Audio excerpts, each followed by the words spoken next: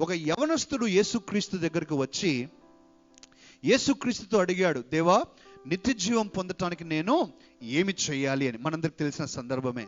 అప్పుడు యేసుక్రీస్తు ప్రభువు చెప్పాడు, నువ్వు ఒక్కటి మాత్రమే చేయాలి. ఆయన ఎన్నో చెప్పల.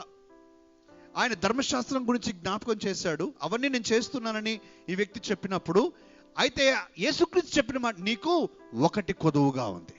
One thing you lakh.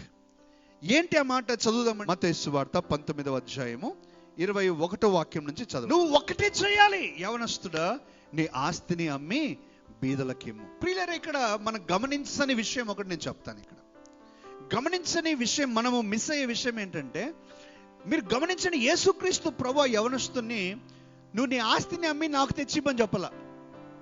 చెప్పాడండి? నాకు ఇమ్మని చెప్పలా. నీ ఆస్తిని అమ్మి ఎవరికి ఇమ్మంటున్నాడు? బీదలకి ఇచ్చేసేయి.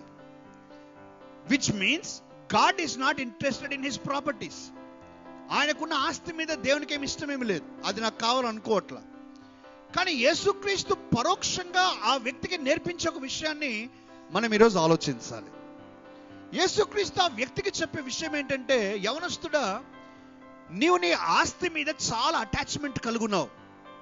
You are attached to your properties.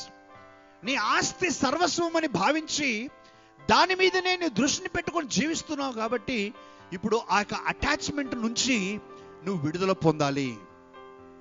ఆ అటాచ్మెంట్ నుంచి నువ్వు విడుదల పొందాలి.